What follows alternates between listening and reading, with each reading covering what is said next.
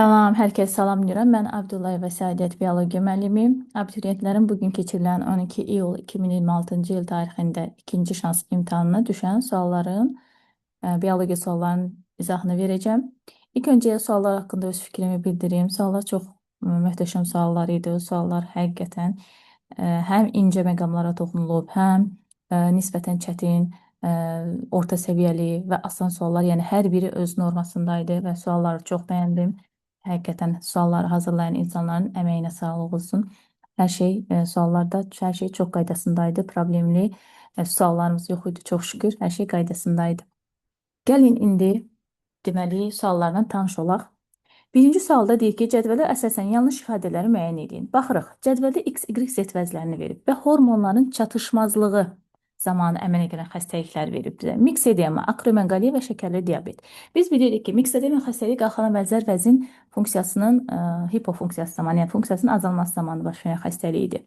Akromeqaliya hipofiz vəzinin funksiyasının artması zamanı yaranan xəstəlikdir ki, o yetkin insanlarda baş verirdi. Z isə şəkər diabetes, insulindir. Bu zaman isə mədə-altı vəzin funksiyasının zəifləməsi nəticəsində, yəni insulin hormonunun deməli normadan aşağı düşməsi sayəsində düşməsi zamanı baş verən xəstəlikdir şəkərli diabet. Gəlin baxaq görək, indi biz yanlış cavabları tapacağıq buradan. X vəzi ifraz etdiyi hormonlardan birinin çatışmazlığı. X vəzi dedik ki, miksedema qalxana bənzər vəzidir ki, bu zaman uşaqlarda ağıl kəmliyinə səbəb olur mu? Bəli, hətta buna kretinizm xəstəliyi deyirik. Yəni bir düzdür, bizim birdən işimiz yoxdur. Biz səhvləri tapmalıyıq. 2-də öd Z vəzini ifraz etdiyi fermentlərin işini fəallaşdırır. Bəli, öd mədə-altı vəzin işini fəallaşdırdığı üçün bu da doğru fikirdir. Bizə doğru fikir lazım deyil. Y vəzinin bioloji saat rolunu oynayır. Y vəzisi dedik ki, hipofiz vəzidir, bəli, amma hipofiz vəzi bioloji saat rolunu oynamırdı. Bu epifiz vəzinə aid. Yəni bu üçümüz səhv fikirdir. 4. Y vəzinin sintetə etdiyi hormonlardan biri kalsitonindir. Bəli, qalxana bənzər vəzin hormonları kalsitonin, tioksin və tironin idi. Yəni bu dördüncü fikrimiz də düzdür. Y vəzinin ifraz etdiyi hormonlardan biri tiroksindir. Y vəzi hipofiz vəzidir ki, bu tiroksin hormonunu ifraz etmir. Deməli, yanlış olan cavabımız B variantı olacaq. İkinci suala baxaq. Sxemə əsasən Y-in yerinə yazıla bilməz. X-in yerinə yazıla bilməz daha doğrusu. X deməli mitoz bölünmə baş versin, meyoz bölünmə baş versin və mayalanma baş versin. Mayalanma dediyinə görə biz dişi bitkilər seçməliyik. Söyüdün yaşıl çiçəkləri bəli dişi bitkidir, ona görə götürəcəyik. Qarğıdanın qıça çiçək qrupu bəli həm mitoz gedəcək, həm meyoz, qamet əmələ gələcək, həm də mayalanma gedəcək dişi çiçək olduğuna görə. Söyüdün sarımtıl çiçəyi erkək çiçəyidir. Ona görə 3 mayalanma getməzdiyinə görə bura aid olmayacaq. Günəbaxanın yalançı dici şəkillisində isə ümumiyyətlə meyoz getməz, qamet əmələ gəlməz. Zəncirotun dici şəkli çiçəyində isə bəli, həm mayalanma, həm mitoz, həm də meyoz bölünmə gedəcək. Doğru cavabımız deməli bizdən yanlışlar istədiyinə görə 3-dən 4 olacaq doğru cavabımız. Deməli, üçüncü sualımıza baxaq. Noxud bitkisinin çiçəklərində çiçək düsturundakı struktur elementlərinin sayının cəmi 210-dur. Gəlin noxudun çiçək düsturunu yazaq. K, 5, L, 3 üzərinə gəlirik 2 bitişik. Y 9 bitişik 1 sərbəst. D isə 1. Bizə deyir ki, bütün struktur elementlərin cəmi 210-dur. Baxırıq, burada cəmləsək 5, 5, 10 və 1. Cəmi 21 struktur var bir çiçəkdə. Bəs 210 struktur neçə çiçəkdə var? Birinci biz buradan x-i tapırıq 10. Deməli, burada 10 çiçək var. Və bizə məsələnin şərtində deyir ki, bu bitkilərin hər birinin çiçəyində 8 rüşeym kisəsi var. Mən 10 çiçək tapdım. Onu vursam 8-ə, mən ümumi rüşeym kisələrini tapacağım 8. Rüşeym kisələrini tapdıqdan sonra 8 rüşeym kisəsi varsa, deməli 8 toxum əmələ gələr. Çünki hər rüşeym kisəsindən bir toxum əmələ gəlirdi. Və bu zaman 8 toxumun əmələ gəlməsində iştirak edən hüceyrə sayı, biz də 2 qat mayalanmada bilirdik ki, bir toxumun əmələ gəlməsində 2 spermi, 1 yumurta hüceyrə, bir də mərkəz hüceyrə olmaqla 4 hüceyrə iştirak edir. Ona görə 80-i biz 4-ə vursaq, cavabımızı 320 taparıq. Dördüncü suala baxaq. A böyük, A kiçik bir qametin aşağıdakı genotiplərin hansının əmələ gətirdiyi bütün qametlərin 2-də 1. Bu toplu sualıdır. Topluda bir sual keçir. Və biz elə canlı tapmalıyıq ki, bu AB qameti 2-də 1 olsun. Baxıram, A variantında ümumiyyətlə böyük A kiçik bir qameti yarana bilməz. B variantında isə yaranar, amma 2-də 1 nisbətdə yox. Yəni 1 nisbətində yaranar. C-də yenə böyük A olmadığına görə böyük A kiçik bir qameti yaranmaz. Y-də isə 4 növ qameti yaranar. Böyük A kiçik B, ümumiyyətlə böyük A kiçik B yaranmayacaq, çünki B-lər böyükdür. Ona görə Y-də getdi, cavabımız qaldı D. Bəli, D bir böyük A, böyük, kiçik B, bir də kiçik A, kiçik B olmaqla 2 tip qamet əmələ gətirəcək. Deməli, 5-ci suala baxaq. Şirin su hücrəsinin bədəni neçə qatdan ibarətdir? Ektoderma və endoderma, mezoderma qatları bunlarda inkişaf etməmişdir. Sonra bir dəqiqə, aha. 6-cı sualımıza baxaq. Sxemə əsasən düzgün kəsişmələri müəyyən edin. Heterozis effekti. Heterozis effekti bir uzaq birləşmə zamanı alınan fətrədə üzə çıxırdı. Bir də saf xətlər arası çarpazlaşma farikən üzə çıxırdı. Ona görə bizə düzgün kəsişmə dediyinə görə A variantı olacaq doğru cavabımız. 7. Doğru ifadələri müəyyən edin. Somatotrop hormonun çatışmazlığı immun reaksiyalarını zəiflədir. Deməli, doğru deyirsə, bəli, bunu götürəcəyik. Adrenalin ürək vurğularının sayını artırır. Bəli, bunu götürəcəyik. Deməli, bu da doğru fikirdir. Adrenalin ürək vurğularının sayını artırır. Histidin amid turşunun çatışmazlığı qanda hemoqlobin miqdarını artırır, yox, azaldır olmalıydı. Ona görə bu səhvdir. Adrenalin qanda qlikoza miqdarını azaldır, yox, artırır olmalıydı. A vitamini çatışmaması faqositlər funksiyasını zəiflədir. Bəli, bu da doğrudur. Deməli, doğru cavabımız 1, 2 və 5 variantı olacaq.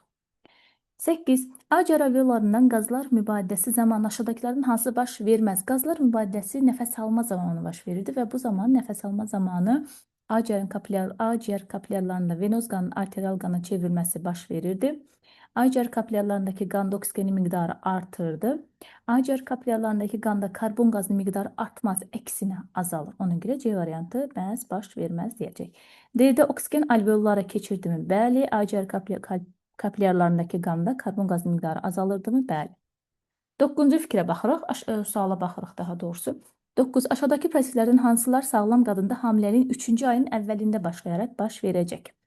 Rüşeym uşaqlıq divarına yapışar, 3-cü ay yox, bu implantasiya dövründə baş verir. Yəni, haradasa, rüşeym dövrü başlayarkən və bu da təqribən rüşeymin 7-8 günlüyündə baş verir. 2. Xovların bir hissəsində cift əmələ gəlir. Bəli, cift 3-cü ayda artıq əmələ gəlməyə başlayır. Rüşeym dövrü baş verir. Bəli, cift yaranandan sonra rüşeym dövrü baş verəcək. Rüşeymdə 2 kameralı ürək 1 aylıqda yaranırdı. 2 kameralı ürək olurdu. Burada isə 3-cü ay dediyinə görə 4-ü götürmürük. 4 mərhələsi başlayır. Üzr istəyirəm. Burada rüşeym dövrü başlayır dediyinə görə səhvdir. Döl mərhələsi. Cift yaranandan sonra döl mərhələsi başlayır. Ona görə 2 ilə 5 olacaq cavabımız. Deməli, 10. Hansı xəstəliklərin törədiciləri 8 növ nukleotiddir? 8 növ nukleotid, yəni həm DNT-si, həm də RNT-si olan canlılara aiddir ki, bunlarda bakteriyalara götürə bilərik. Viruslarda isə ya DNT, ya RNT olur. Ona görə biz virusları yox, bakteriya. Qrip virusu getdi. Vərəm, bəli, bakteriyadır. Vəba, bakteriyadır. Qıç virusdur, çiçək virusdur, difteriya da bakteriya olduğuna görə 2, 3, 6 cavabımız doğru olacaq. 11. Pavlova görə analizatorunun görmə analizatorunun 3-cü hissəsi. Pavlova görə analizatorun birinci hissəsi reseptor idi. Reseptor. İkinci hissəsi deməli olacaq hissi yol. Hissi yol. Üçüncü hissəsi isə mərkəzi idi. Gəlin baxaq bunu. Üçüncü hissəsi bizə mərkəz. Mərkəz isə görmə mərkəzi ənsədə yerləşirdi. Ənsə isə burada 3-dən verilmişdir. Sonra keçək 12-ci suala. Uyğunluğu müəyyən edin. Plasentası var, döş tilinə malikdir, su heyvanıdır. Plasenta var, su heyvanıdırsa bu məməlilərə aiddir. Baxırıq, məməlilər burada A variantı balina, bir də Y variantı delfin. Həm plasentası var, həm də su heyvanıdır. Plasentası var, döş tilinə malikdir. Deməli, məməlidir və uça bilir.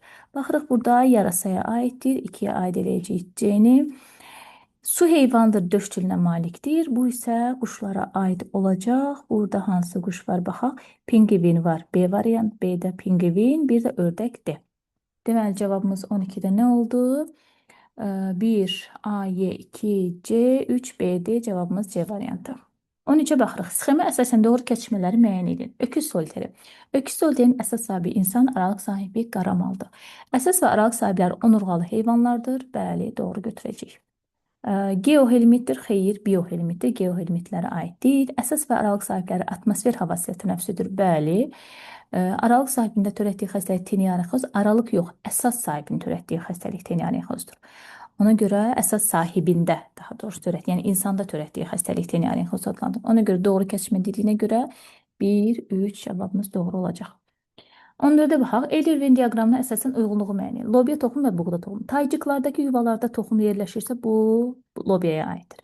Göbəkçiyə malikdirsə, bu da lobiyaya aiddir. Bunlar hamısı 6-cı sinif dərslik kitabında bu göbəkçi hissədə lobiyanın toxumu şəklində qeyd olunub. Ehtiyat qida maddələri ləpə yarpağı vasitəsilə rüşeymə daxil olur. Bu bir ləpəlilərə aid bir xüsusiyyətdir.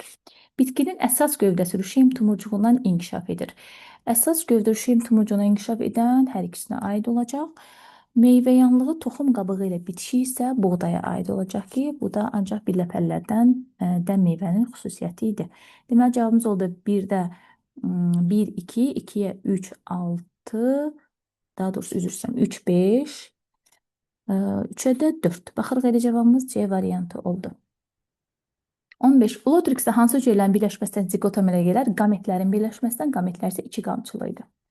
16. Əgər şibiyanı əmələ gətirən canlılardan biri ən qədim aləm. Bu nə deməkdir? Bakteriyalar aləmi deməkdir. Yazırıq bura bakteriya aləmi.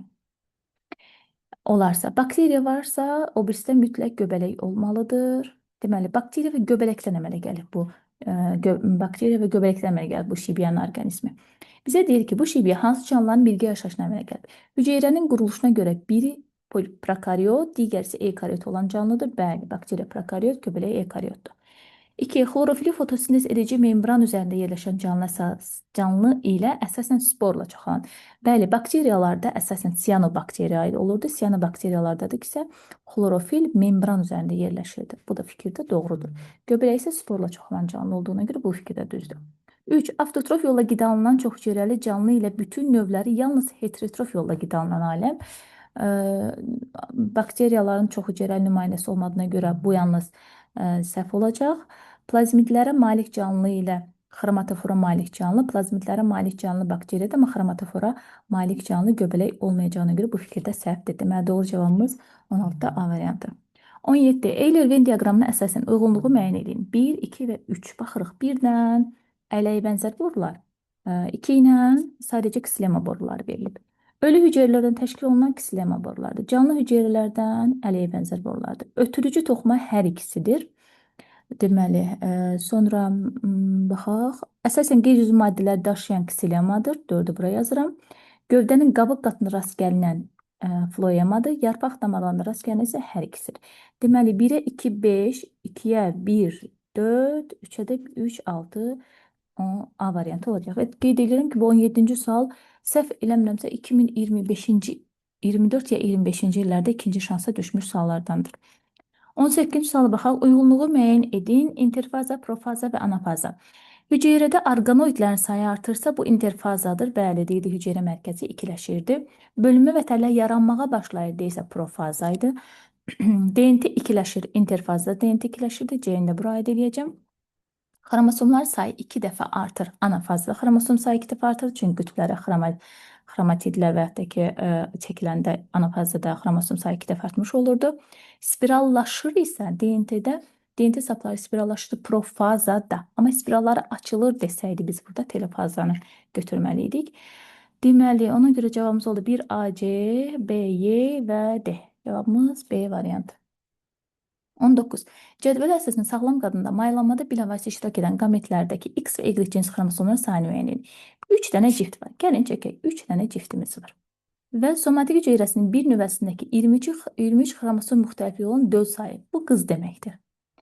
Xromosomdakı müxtəlifliyi 24 deyirsə, bu isə oğlan deməkdir. Deməli, biri qızdır, ikisi isə oğlandır. Və 3 cift o deməkdir ki, bunlar müxtəlif yumurta ikizləridir. Və bizdə burada əmələ gələn, iştirak edən qametlərdəki X və Y cinsi xromosomlar sayını soruşursa, 2X burada, biri burada, biri burada 4X olacaq.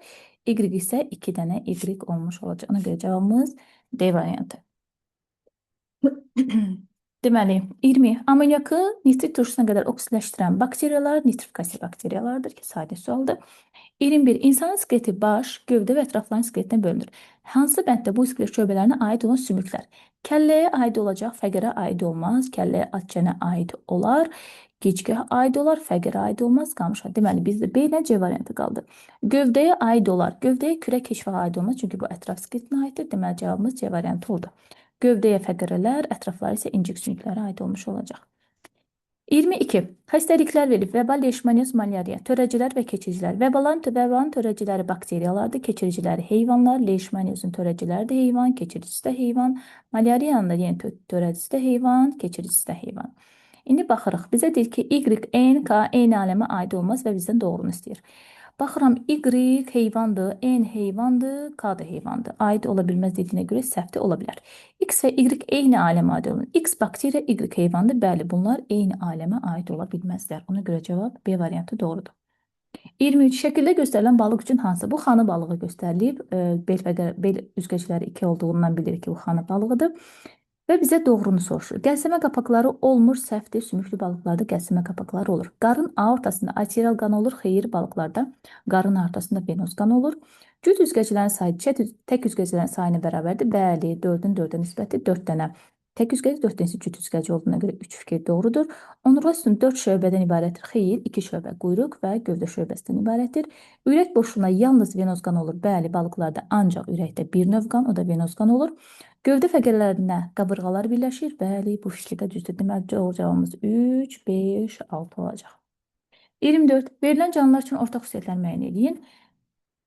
Bizə deməli verilibdir bir xərçəng kimlər, bir də cücülər sinifinin nümayəndələri. İfraza sistemi həzm sisteminə əlaqəlidir. Bu nə deməkdir? Bu Malpighi borusu olan canlılarda, bir də kloakası olan canlılarda bunu deyirdik ki, ifraza sistemi həzm sisteminə əlaqəlidir. Xərçəngin isə Malpighi borusu olmadığına görə bu ikisinə də aid ortaq cavab olmayacaq. Mürəkkəb gözlərinin olması, bəli, həm xərçənglərdə, həm də həşəratlarda mürəkkəb gözlər var. Düzünə inkişafın olması, xeyir, həşəratlar düzünə inkişaf eləmir, onlar sürhə mərhələsi olur. Ürəkdən arterial damar çıxması, bəli, hər ikisinə aiddir. Ürəkdən arterial damar çıxır. Qanın oksigen daşıması, bu həşəratlara aid deyil, çünki həşəratlarda qan qazlar mühərəkəsində iştirak etmir. Boğulma ətrafları isə bəli, hər ikisində olur. Deməli, doğru cavab 2, 4 rahat olacaq. Eyler-Venn diaqramında doğru göstərilən məntləri müəyyən edin. Podaqa və ateroskleroz xəstəliyi. Qanda sidik turşusu miqdarı artır, bizə doğrunu deyir. Biri bura veribdir, doğrudur. Damarların içərisində yağa bənzər maddələr örtülüdür. Bu, burada olmalıydı. Ona görə bu səhvdir. Əl və ayaq qoynaqlarında iltihaplaşma gedir. 3. Düzdür. Deməli, dayaq hərəkət aparatının xəstəliyidir. 4-ü ateroskleroza verdiyinə görə səhvdir. Burada olmalıydı. Xolesterin miqdarının artması nəticəsində yarana bilər. Aterosklerozdadır. Düzgün verilibdir. Deməli, 1, 3, 5 tərəki düzdür. İlk təsvirini Stenham vermişdir. 6 isə bura aid olmalıydı. Çünki podaqranın ilk təsvirini Stenham vermişdir. Deməli, doğru cavabımız 1, 3 və 5 olacaq. 26. DNT molekulun bir hissəsində hidrogen rabitələrin sayını 10.000 verib, adenini 2.000, 2 qatı və 3 qat hidrogen rabitələrini soruşur. Bizim düsturumuz vardır. Hidrogen rabitələri bərabərdir. 2 adenin, üstə gərək 3 qanin. Mən hidrogen rabitələrin sayını bilirəm. 3 qanini gəlin buradan tapaq. 3 qanini tapmaq üçün mən 10.000-dən 2 adenini, yəni 10.000-dən 2 vuraq 2000-i çıxsam, mən 3 qanini tapmış olurum. Burada tapıram 3 qanin bərabərdir 6000 və 6000 də 3-ə bölsəm, qanin sayını tapıram 3000. Qanin 3000-dirsə, deməli ilə 3 qat rabitənin sayı da 3000-dir. 2 qat rabitənin də sayı isə adenin sayı qədər olur elə. 2000, 2000. Deməli, buradan 2000, üzr istəyirəm. 6000 3-ə vuran da 2000 eləyir və 3 qat rabitələrin sayı 2000 olur. Deməli, 2 qat hidrogen rabitələrim adenin sayı qədər, 3 qat hidrogen rabitələrim isə guaninin və yaxud da sitozinin sayı qədərdir. Mənə x plus y dediyinə görə 2000-dən 2000-i toplayaram, cavabım eləyər 4000. Deməli, 27-yə uyğunluğu müəyyən edin. Paleozoy, mezozoy və kaynozoy. Bu xronoloji cədvəldəki sualdır və çox asan, sadə təşkil ediblər. Şagirdləri, yəni çox da çətinə salmayıblar. Paleozoy, mezozoy və kaynozoy. Çılpaq toxumlar meydana çıxır. Çılpaq toxumlar meydana çıxır Devonda. Devon isə paleozoyun dövrüdür. Uçan onurğalar yaranır Yurada. Yura isə mezozoyun dövrüdür. Toxumlu qıcılar yox olur Triasda. Trias isə paleozoya aiddir. Üzr istəyirəm. Trias mezozoya aiddir. Ona görə C-ni buraya yazacağam. Sonra tireopiteklər meydana çıxır. Deməli, tireopiteklər meydana çıxırdı Neogendə, o isə kaynozoyun dövrüdür. Onu buraya yazacağam. Stegosepallar meydana çıxır Devonda. Devon isə paleozoyun dövrüdür. Deməli, oldu 1 A, Y, 2 B, C, 3 isə D. İndi keçək situasiyaya. Situasiya çox maraqlı idi. Yəni təxmin eləyirdik ki, situasiya seleksiyadan düşəcək. Deməli bizə nə deyir? Rusiyada seleksiyada ən uğurlu nümunələrdən biri hesab olunan Orlov atın alınmasını verib bizə və burada hər bir canlının diploidini 2n66 verir. Danimarka yük atının ərəb minik atı ilə ayğırla çarpazlaşmasından alınan hibridin erkəyi, deməli bu da erkəkdir. Gəlin buraya yazaq. Bu da erkəkdir. Alınan hibridin erkəyi, yəni C-yə də erkək yazdıq. Erkək Hollandiyanın dişisi ilə. Bu isə dişidir. Bu isə dişi yazıram. Və nəticədə çarpazlaşanda Orlov Löhrəm atı alınır. Orlov Löhrəm at cinsinin alınmasında metodiki seçmənin hansı formasından? Burada birinci fərdidir, çünki kütləvi heyvandarlıqda tətbiq olunmurdu. İkincidə isə hansı alimi soruşur ki, bu canlıların filogenetik sırasını hansı alim demişdi? Bu isə Vladimir Kovalevski demişdi. Üçüncü isə nə deyir bizə? Üçüncüdə təkamüldə onların neçənci barmaqları rudiment halında. İkinci və dördüncü barmaqlar rudiment halında qalmışdı. Sonra 29-da cavab vərəqində cədvəl tamamlayın. 29-da deməli B və D fərdlərinin burada B və D fərdlərinin xromosom müxtəlifliklərini soruşur. Bizə məsələn şərtini verir ki, onsuz da B-də, D-də 2 66-dır. 2 66-dır. Və mən burada yazdım. B erkək D dişi. Erkəkdirsə, məməlidirsə, bunda dişi 66 üzr istəyirəm, 66 yazmalıydım bura. 66-dır. Erkəkdirsə də, dişidirsə, bunlarda xromosom müxtəlifliyi biz bilirdik ki, erkəklərdə haploid saydan bir vahid çox olurdu. Yəni erkəkdə B-də xromosom müxtəlifliyi 34, dişilərdə isə xromosom müxtəlifliyi 33 olacağına görə B-də 34, D-də isə 33 olacaq orada cavab. 30-cu sualda isə vərəqdəki cədvəli tamamlayın və cavablarınızı müvafiq hesablamalar aparmaqla əsaslandırın deyir. 30-cu sual tam da dəqiq, yəni əlimizdə deyil, çünki uşaqların hərəsi bir cür sualı şərh elədiyinə görə 30-cu sual haqqında dəqiq izah verə bilməyəcəm. Belə, bu qədər. Ümid edirəm ki, izahı bəyənəcəksiniz və sentyabrdan Allah qoysa 9, 10 və 11 siniflərə abituriyent hazırlıqlarına davam edəcəyik. Yeni qrupları yığılır. Qruplara son qeydiyyat yerləri qalmışdır. Əgər dərslərə qoşulmaq istəsəniz, həm fərdi, həm də onlayn olmaqla qoşula bilərsiniz ki, səhifədəki nömrənin əlaqə saxlamaqla dərslər haqqında ətraflı məlumat ala bilərsiniz. Dərslər əyani şəkildə Avtovağzal metrosu yaxınlığında keçirilir. Onlayn şəkildə isə yenə də hər kəs, yəni hər yerdən qoşula bilərsiniz. Yenə ətraflı məlumat üçün səhifədəki telefon nömrəsi ilə əlaqə saxlaya bilərsiniz. Təşəkkür edirəm, sağ olun.